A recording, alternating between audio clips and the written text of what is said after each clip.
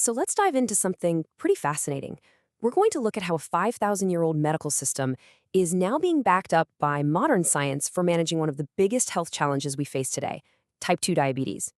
And really, it all starts with a big question. Think about this for a second.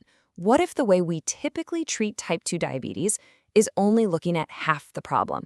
I mean, modern medicine is incredible at managing blood sugar, no doubt.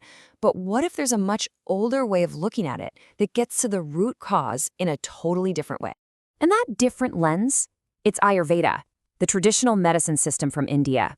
You see, Ayurveda looks at diabetes as way more than just a number on a glucose meter. It sees it as a deep, systemic imbalance that you have to reset from the ground up. You know, in Ayurveda, they call diabetes madhumeha, and the name itself is pretty revealing. It literally means sweet urine, which is a pretty ancient observation. But the really important part is the idea behind it, that this isn't just a sugar problem. It's a total breakdown of the body's entire metabolic intelligence. Okay, so this is where you can really see the difference. Western medicine, right, it zeroes in on the pancreas and insulin resistance. But Ayurveda, it points to something much deeper. It talks about an imbalance of something called the kapha dosha, a weak digestive fire, and this buildup of sticky metabolic gunk that it calls ama. So how does this whole kapha imbalance actually cause diabetes? Well, think of it like this. It sort of dampens your body's metabolic fire. That creates those sticky toxins that start to clog up all the tiny channels in your body. And that leads to excess fat, which leads to insulin resistance, and pretty soon your whole metabolism just becomes sluggish. It's a whole body slowdown. But look, this isn't just some dusty old theory. Modern science is actually putting these ancient remedies under the microscope, and what they're finding is pretty compelling. So let's take a look at the actual evidence. Get this. Researchers have already identified at least 8 major Ayurvedic herbs that have been shown in actual clinical studies to have significant effects on lowering blood glucose. Let's talk about some of the real heavy hitters here. You've got gymnema, which is literally called the sugar destroyer. Research suggests it might actually help increase the number of beta cells in the pancreas. And then there's jamun, or Indian blackberry. Studies are showing its effect is actually comparable to the prescription drug metformin. That's a huge deal. So what does this actually look like when you put it into practice? Well, a 2024 study looked at patients who were already on metformin, and they found that when they added an Ayurvedic protocol on top of it, the reduction in their HbA1c, that key long-term blood sugar marker, was significantly greater. The results were pretty clear.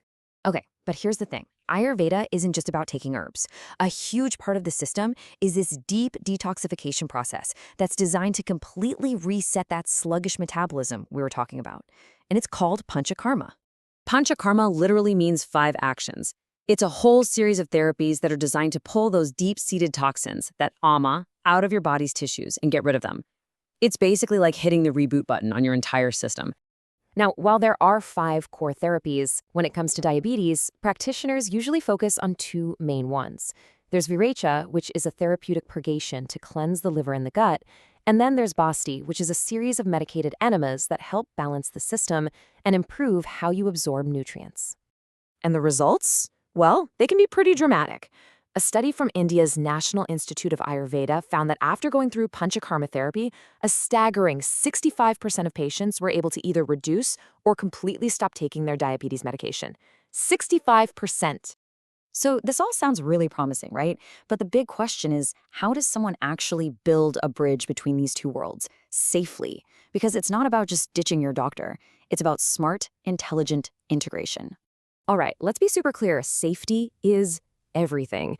Recent research has confirmed that yes, these herbs can be used right alongside drugs like metformin, but, and this is a big but, it has to be done with medical supervision.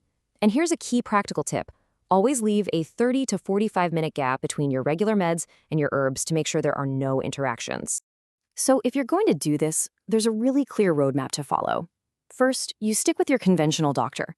Then you find a qualified Ayurvedic practitioner. And this part is absolutely essential. You have to make sure they're talking to each other. After that, it's all about monitoring your blood sugar like a hawk and just introducing any changes slowly, one step at a time. And you know, it's also really important to be realistic here. This isn't some overnight miracle cure. You can probably expect to see some initial improvements in your energy and fasting glucose in about 3 months. More significant changes, like maybe needing less medication, that's more likely around the 6-month mark. The big goal, a sustained reversal, that's a longer journey, probably closer to a year. You know, this quote really hits the nail on the head when it comes to the difference in philosophy. The goal here isn't just to manage the symptom of high blood sugar. The ultimate goal in Ayurveda is to actually restore your body's own natural metabolic function so it can handle blood sugar correctly all on its own. So, all of this leaves us with a pretty big question to think about. As modern science keeps finding evidence for these ancient practices, it really makes you wonder, could the most powerful future for our health not be about choosing one system over the other, but about building a bridge between the very best of both?